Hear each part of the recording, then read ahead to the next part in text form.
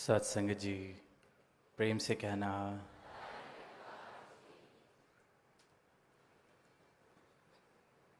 इस साल दूसरी बार यहाँ जबलपुर में सत्संग ये समागम करने का अवसर मिल रहा है और किस प्रकार मार्च में, जैसे हम सब ने अभी सुना, NYS और MP छत्तीसगढ़ का समागम कुछ ही महीने पहले यहाँ संपन्न हुआ और फिर एक बार यहाँ आप सबके बीच आने को मिल रहा है। सबके दर्शन हो रहे हैं, संतों का संग मिल रहा है।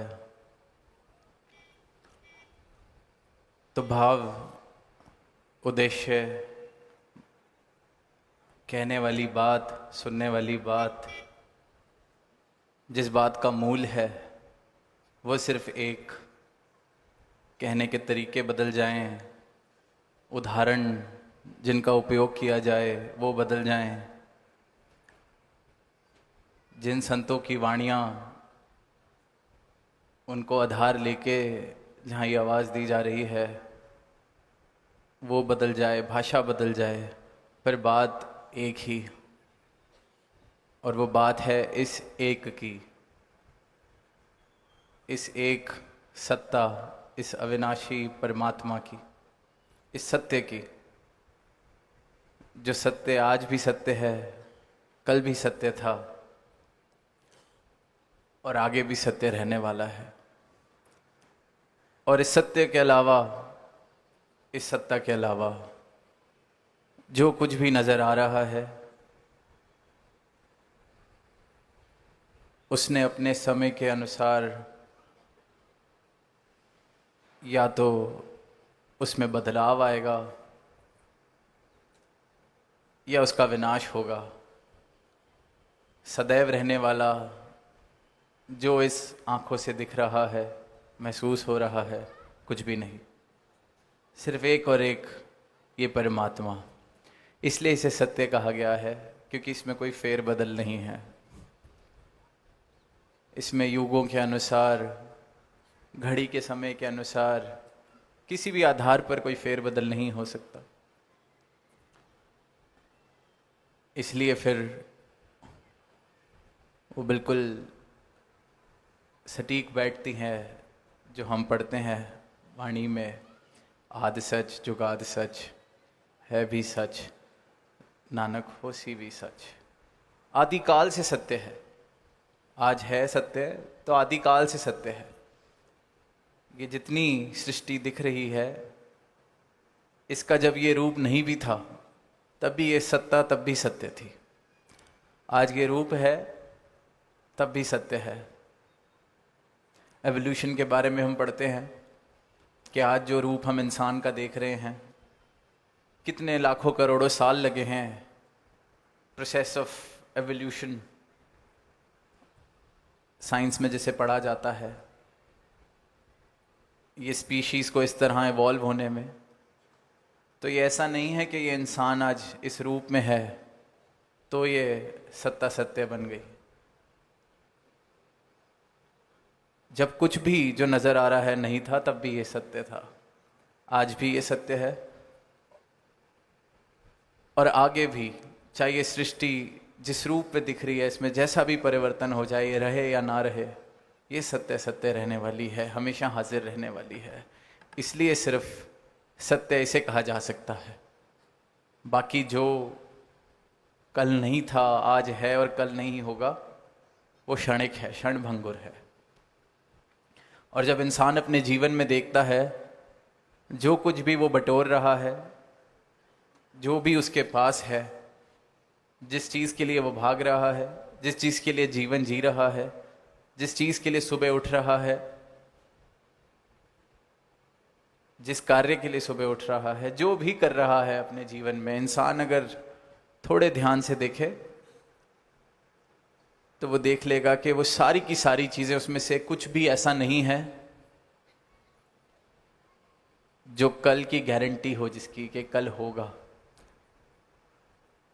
संतान कल नहीं थी मेरे पास आज है, कल का नहीं पता मैं होऊंगा या संतान रहेगी, बदल जाएगा। धन दौलत कल नहीं थी आज है, कल थोड़ी थी आज ज़्यादा है, परसों या तो ज़्यादा हो जाएगी या कम हो जाएगी। फेर बदलाव, ये बदलाव ही संकेत है कि ये मिथ्य है, बदल रहा है। इसलिए सत्य कहलाने योग्य सिर्फ और सिर्फ ये अविनाशी सत्ता, सदैव से, आदि से जो सत्य है, आदि से जो हाजिर है। तो ये जो संतों की वाणी है, सदगुरु का इस धरा पे आना है, वो मानव को सिर्फ इसी बात के लिए चेतन कर रहा है, करते आए हैं कि मुबारक है जो बटोरा जा रहा है। अब जीवन मिला है तो सुबह उठने का कोई कारण भी चाहिए, वरना करेंगे क्या। पर ये पता हो कि ये जितने कारण मैंने बना रखे हैं, इसमें से कुछ सत्य नहीं है। और ये जानते हुए ऐसा हो नहीं सकता कि इंसान के अंदर वो आवाज़ ना आए, वो ध्यान ना आए कि फिर सत्य क्या है, वो सवाल ना आए कि सत्य क्या है। जिसने ये जान लिया, जिसने ये एहसास कर लिया कि सही मायनों में तो जो भाग दौड़ चल रही है, सही मायनों में तो जो बटोरा है, सही मायनों में तो जो मेरे पास आज है, चाहे धन है, दौलत है, डिग्री है, रिश्ते हैं, नाते हैं, संतान है, सदैव सत्य रहने वाला तो इसमें से कुछ भी नहीं। और जब ये एहसास हो जाए, ये रियलाइजेशन हो जाए, तो सदैव रहने क्या वाला है, सदैव है क्या, ये सवाल जीवन में आना लाजमी है। तो यही सवाल जिस जिस जीवन में आया है, जवाब तो एक क्षण में मिल जाता है। हम सुनते आ रहे हैं, जितने सत्संग किसी ने भी अगर संतों की वाणी सुनी है, आज भी सुनी है, तो यही कहा जा रहा है कि सत्य को जानने में तो एक क्षण लगता है। जीवन कई बार निकल जाता है वो आवाज़ आने में, वो जिज्ञासा आने में, वो एहसास होने में कि मेरे पास सत्य नहीं है। सत्य मिलने में तो एक क्षण, ये परमात्मा मिलने में तो एक क्षण। पर इस परमात्मा को मैं प्राप्त कर सकूं, वो योग्यता, वो पात्र मैं हूं कि नहीं, वो पात्रता पाने में पूरा पूरा जीवन निकल जाता है। क्योंकि इंसान इस मिथ्य को ही सत्य मान के अपना जीवन जीता चला जाता है। फिर कितनी बार उसको बोल लिया जाए कि मानव जन्म अनमोल है, होत ना बारंबार, बड़े भाग मानस तन पाया, सुर दुर्लभ सदग्रंथ ये गाया। आज भी सुना, भाई पर आपत मानुक दे हुरिया, गोविंद मिलन की ये तेरी बरिया। किसी भी तरीके से, किसी भी भाषा में, किसी भी आवाज़ में, समय में इंसान को ये बोला जाए, जब तक वो जागने के लिए तैयार नहीं है, तब तक नहीं जगाया जा सकता। दास अक्सर एक बात कहता है कि जो सो रहा है उसे जगाया जा सकता है, पर जिसने जिद की हुई है ना उठने की, रोज़ का काम है हमारा, तो जो 84 लाख योनियों से सोया हुआ है, वो अपनी नींद कैसे छोड़ देगा? वो कैसे उठाने के बाद वापस सोने नहीं चला जाएगा? हमारा तो शरीर हमारे बस में नहीं। उठ के फिर सो जाते हैं। दास को अपनी ही बात स्कूल के दिनों की, बस 10 मिनट में उठते हैं, फिर जब स्कूल से वापसी का टाइम हुआ तब भी नींद खुली। एक नहीं कई बार हुआ, पर जीवन में ये अवसर एक ही बार मिलना है। स्कूल तो अगले दिन फिर चले जाते थे। इस जीवन में इन श्वासों के चलते चलते अगर नहीं जागे, जगाने के बावजूद फिर सो गए, तो कुछ हाथ पल्ले नहीं आने वाला। फिर जो मेरे जीवन की दास्तान है, मेरे जीवन का जो लेखा जोखा है, वो सिर्फ और सिर्फ उन चीज़ों से भरा होगा जो आने जाने वाली हैं, क्षणभंगुर हैं, असत्य हैं, मिथ्य है। तो जब नाता ही आने जाने वालों से जोड़ा, तो फिर मेरी भी इस आत्मा का आना जाना चलते रहना है। ठहराव, स्थिर इस प्रभु परमात्मा से अगर रिश्ता नहीं जोड़ा, तो मुक्ति, ठहराव मेरे जीवन में भी नहीं आने वाला। तो ये जीवन अनमोल इसीलिए है क्योंकि इसके अंदर ये प्राप्ति की जा सकती है, ये फर्क देखा जा सकता है, मिथ्या को सत्य से अलग करके देखा जा सकता है, और सत्य का बोध हो जाए तो ये जीवन जीते जी मुक्त हो जाता है, और ये मुक्ति के सब हकदार हैं। अनेक भ्रमों ने, अनेक ऐसी चीज़ों ने हमें घेरा हुआ है। अभी कुछ दिन पहले ही दास ने वो एक उदाहरण लिया कि एक बच्चा जब पैदा होता है तो वो ना सिंधी होता है, ना मराठी होता है, ना वो हिंदू होता है, मुसलमान होता है, कोई भी उस पर छाप नहीं होती। तो परमात्मा ने तो सबको एक जैसा बनाया है, सब में परमात्मा समाया है।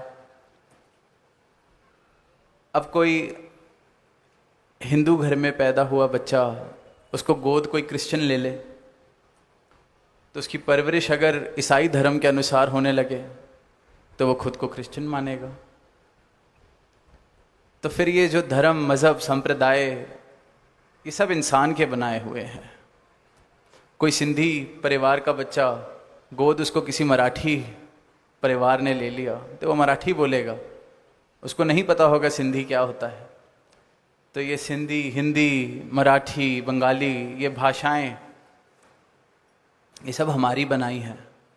और जब तक इनको फ़र्क नहीं समझा जा रहा, दूरी का कारण नहीं समझा जा रहा, दीवारों का कारण नहीं बनाया जा रहा, तब तक बहुत मुबारक है। We can celebrate and accept this diversity. पर मूल रूप से अगर ये नहीं समझा कि ये फ़र्क नहीं है, ये तो ऊपर के तल की बातें हैं। मेरी बोली क्या है, मेरी भाषा क्या है, मेरा रंग क्या है, मेरा कुल क्या है, ये तो सामाजिक प्रक्रियाएं हैं, समाज ने बनाई हुई फॉर्मेलिटीज़ हैं। ये सत्य नहीं, ये मेरी पहचान नहीं। पहचान तो सबकी एक, जात तो सबकी एक, ये परमात्मा, ये परमात्मा मेरी जात है, हम सबकी जात है, क्योंकि इसी ने ये सृष्टि बनाई है, इसी ने मुझे बनाया है। कण कण में ये परमात्मा समाया है और घट घट में ये परमात्मा समाया है।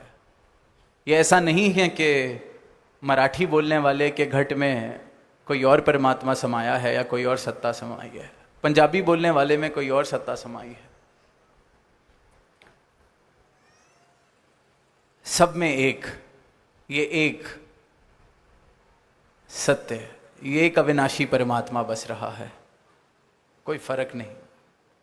पर हालत देखते हैं, आज गीत की भी पंक्तियां सुनी कि राम जाने आदमी को क्या हुआ। ये क्या हुआ आदमी को, जिसको इंसान को परमात्मा ने अपना रूप बना के भेजा, ये अवसर दिया कि मुझे प्राप्त कर। पैदा हुआ तो उस पर कोई चिन्ह नहीं थे, कोई छाप नहीं थी, कोई धर्म नहीं थे, कोई मजहब नहीं थी। और आज वही आदमी जब बन जाता है तो धर्म के नाम पर कत्ल भी कर रहा है, जात पात के नाम पर क्या क्या नहीं करते देखते, सिर्फ और सिर्फ दूरियां पैदा कर रहा है, सिर्फ और सिर्फ खुद आगे बढ़ने के लिए किसी और को गिराने को तैयार है, सिर्फ और सिर्फ दूसरों की नुक्ताचीनी, कमियां खुद को आगे बताने के लिए। तो राम जाने आदमी को क्या हुआ, ये तो राम भी पूछ रहा है आदमी को क्या हुआ। सबको एक जैसा बनाया, पर ये इंसान ने दुनिया कैसी बना ली है। इतने भ्रम, इतनी भ्रांतियां, इतना अंधकार, और अंधकार सिर्फ एक क्षण में मिट सकता है। ये भ्रांतियां 1 मिनट में मिट सकती हैं, सत्य मिल जाए तो वो जो अवस्था है, बाल अवस्था जब कहते हैं कि बच्चे को देखते हैं हंस रहा है, उसके आगे मराठी बोली जाए, बंगाली बोली जाए, हंस रहा है। बड़े हो जाते हैं तो देखते हैं कि मेरी भाषा के अनुसार कोई सामने से नहीं बोल रहा तो लड़ने को दौड़ते हैं। देख रहे हैं हमारे देश का ही हाल, ऐसा देख रहे हैं। और सिर्फ देश की ही बात नहीं, सारी दुनिया में कोई रंग के नाम पे लड़ रहा है, कोई धर्म के नाम पे लड़ रहा है। वैसे तो कह रहे हैं कि we have made progress as a society, पर देखें कि जो लड़ाइयाँ हैं, जो नफ़रतें हैं, जो दीवार के आधार हैं, जो नफ़रतों के कारण हैं, वही के वही, और इन सब का आधार अंधकार है, अज्ञानता है। जैसे ही अज्ञानता मिटती है तो ये दीवारें नहीं खड़ी रह सकती। और जैसी दुनिया इंसान ने बना ली है, तो वो पंक्तियाँ जो बाबा हरदेव सिंह जी अक्सर कहते थे कि मेरे दिल के किसी कोने में एक मासूम सा बच्चा देखकर बड़ों की दुनिया बड़ा होने से डरता है, कि बड़े हो के अगर यही दुनिया बननी है, इसी दुनिया का भाग बनना है, ऐसे ही गिराना है। कोई देखते हैं कि कोई छोटा बच्चा अपने दोस्त की किसी उपलब्धि पे खुश हो रहा है कि मेरा दोस्त कोई कंपटीशन जीता है, देखते हैं माँ बाप ही कह देते हैं कि देख तू तो निकम्मा है, दोस्त कितना अच्छा है, सीख कुछ, आगे बढ़ो। वो जो भाव थे कि दूसरे की खुशी में भी अपनी खुशी मिल जाती थी, इंसान ही इंसान से वो भाव छीन लेता है। फिर ऐसी दुनिया देखकर यही भाव आते हैं कि अगर ऐसी ही दुनिया में जीना है तो बच्चे ही ठीक थे, बड़ों ने बना क्या ली है इस दुनिया। तो ये मौका है जागने का, ये मौका है देखने का कि जितना जीवन गुजर गया, जैसा भी गुजर गया, आज अगर लग रहा है कि कुछ बदलाव हो सकता है, बहुत जी ली अंधकार में, आज रोशनी में आके जी सकते हैं, उज्जवल कर सकते हैं जीवन को। बहुत नाता जोड़ लिया मिथ्या के साथ, क्षणभंगुरता के साथ, अब वो चाहिए जो सत्य है, सदैव रहने वाला है। तो आज मौका है। बहुत नीचा गिरा लिया दूसरों को, अपने को उठा तो सके नहीं, अपनी लकीर तो बड़े कर नहीं सके, इसलिए दूसरों पर टिप्पणियां कर ली, इसलिए दूसरों को नीचा दिखाने के लिए कुछ भी कह दिया, दूसरे के खान पान पर, रहन सहन पर टिप्पणी कर दी, किसी और की कमी को उजागर करके खुद को साफ सुथरा बता दिया। ऐसा जीवन अगर लग रहा है बहुत जी लिया, अब अपने जीवन की तरफ देखना है। तो वो जो पंक्तियां हैं कि दूसरों पर अगर तबसरा कीजिए तो सामने आईना रख लिया कीजिए। दूसरों पर टिप्पणी करनी है, दूसरों की नुक्ताचीनी करनी है, तो सामने आईना रख लें, ताकि ये पता चल जाए कि अभी खुद पर बहुत कार्य करने वाला है। और दास के अनुभव में जो जो इंसान खुद पर काम कर रहा है, उसके पास समय ही नहीं है किसी और पे तबसरा करने का। जो अपनी लकीर बड़ी करने पर ध्यान दे रहा है, उसके पास ये समय ही नहीं है कि किसी और की लकीर मुझसे कितनी बड़ी है, कितनी छोटी है देखने का। और ऐसे भावों के साथ अगर ये परमात्मा का ज्ञान मिल जाए, खुद का सुधार कर रहे हैं वो तो सारी दुनिया कर रही है। जो परमात्मा में नहीं मानते ऐसे इंसान तब भी मिल जाएंगे जो खुद पर काम कर रहे हैं।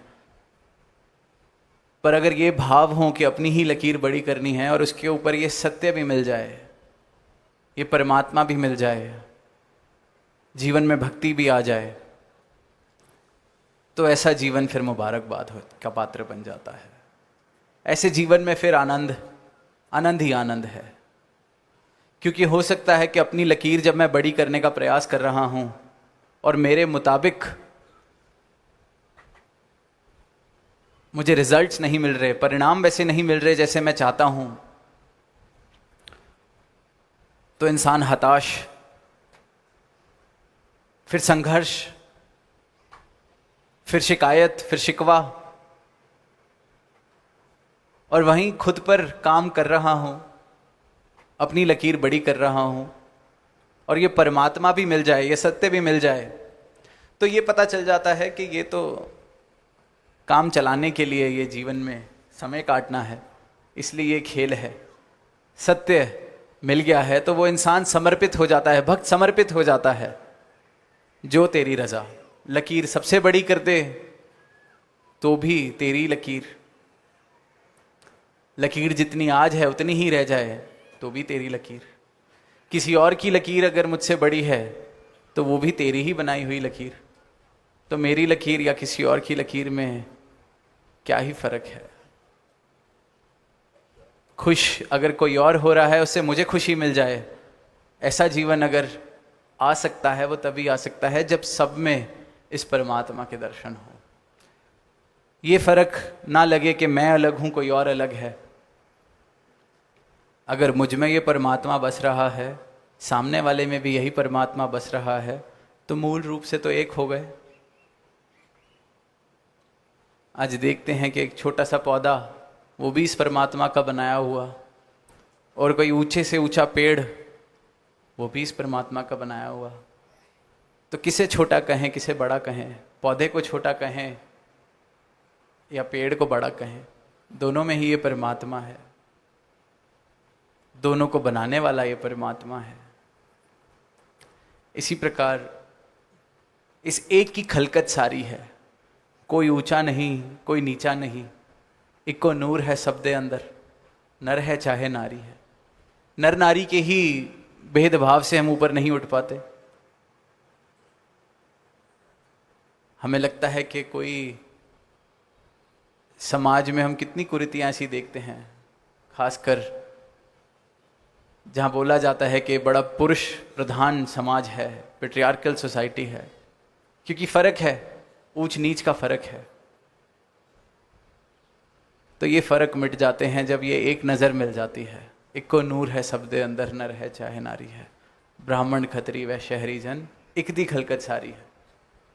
ये जितने फर्क बनाए गए हैं, ये जितने ऊंच नीच के भाव दिखते हैं, सब मेरी अज्ञानता के कारण है। सब इस समाज की, इस दुनिया की अज्ञानता के कारण है। इस समाज के, इस दुनिया के बनाए हुए हैं। इस परमात्मा ने किसी को ऊंचा नीचा नहीं बनाया, सब में खुद बराबर बसा है।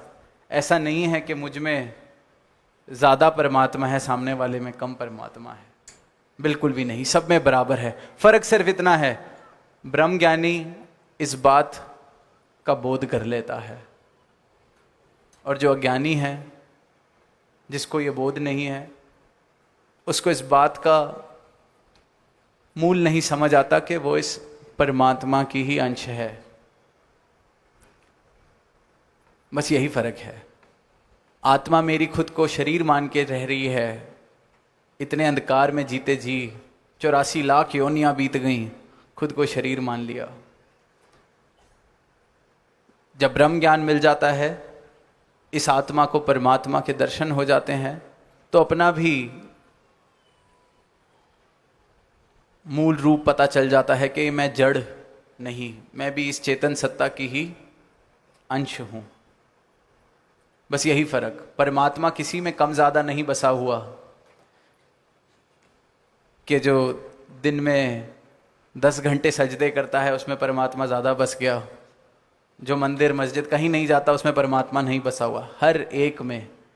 ये तो हमारी नादानियां हैं कि हम सोचते हैं कि कोई ऊंची जात वाला तो इसमें परमात्मा ज़्यादा बसता है, कोई नीची जात वाला तो इसका परमात्मा से कोई राब्ता नहीं है। ये तो इंसान की अज्ञानता का प्रमाण है, इंसान की मूर्खता का प्रमाण है। परमात्मा सब में बराबर है, तभी ये सांसें चल रही हैं। इस बात का एहसास हो सके, इस बात का बोध हो सके, मैं सही मायनों में कौन हूं ये जान सकूं। और जब ये जान लेते हैं तो जीवन में फिर जीने का अंदाज इस प्रकार बन जाता है कि मेरा जो नाता है वो सदैव के लिए इस अविनाशी से, इस शाश्वत से जुड़ा रहता है। और फिर संसार में रहते रहते ये जो मिथ्या, जिसको दास ने शुरू में कहा, ये उपलब्धियाँ, ये धन दौलत, ये महल माड़ियाँ, ये रिश्ते नाते, कहीं भागने की ज़रूरत नहीं पड़ती, बस ये बोध रहता है कि सत्य ये परमात्मा है, बाकी सब आने जाने वाला है। तो प्रेम भी सबसे है, पर जो उसका आधार है वो अनासक्त आसक्ति वाला, डिटैच्ड अटैचमेंट वाला आधार बन जाता है। फिर मेरी हालत ऐसी नहीं हो जाती कि थोड़ा सा धन मेरा कोई ले गया तो मैं जी ही नहीं पा रहा, ऐसी आसक्ति, क्योंकि खुद को पहचान ही इस धन से दे दी थी। जब अपनी सही पहचान मिल जाती है तो मेरी उपलब्धियां मेरी पहचान नहीं रहती हैं। ये मेरी पहचान नहीं रहती कि मुझे कितने लोग जानते हैं, कितने लोग मेरा नाम लेते हैं, कितने लोग मुझे सलाम ठोकते हैं, ये मेरी पहचान नहीं रहती। ये तब तक है जब तक नाता सिर्फ और सिर्फ मिथ्या से जुड़ा हुआ है, जब तक सत्य का मुझे कुछ पता नहीं, जब तक जो सदैव रहने वाली सत्ता है इसका मुझे कुछ पता नहीं है। तो ये अगर जीवन मिला है, मानव तन मिला है, तो ये सोचने का वक्त है कि मेरा जीवन जितना अब तक जिया जा रहा है, जो मेरे पास है, जो मेरे जीवन की दास्तां है, क्या वो आने जाने वाली इन चीज़ों से जुड़ी है? क्या जितना मैंने बटोरा है सब आने जाने वाला है? जो आज है कल उसका पता नहीं। तो अगर ऐसा है तो ये बात सोचने की है कि फिर क्या कुछ ऐसा हासिल हो सकता है जो आने जाने वाला नहीं है, जो सदैव है, शाश्वत है, अविनाशी है। और ये सवाल जिसके भी जीवन में आया है, जवाब तो संतों ने एक क्षण में ही दे दिया है, मिला भी सदैव से एक क्षण में दिया है। बस वो जिज्ञासा, बस वो मांग, वो भूख, वो प्यास होनी चाहिए। तो अंत में दास यही अरदास करेगा, घड़ी की तरफ नज़र जा रही है कि जीवन जिया जा रहा है तो जीवन जाग के जिया जाए। ये आंखें बंद करके सोते सोते ही इस अनमोल जीवन को गंवा ना दें। प्रेम से कहना, धन्यवाद।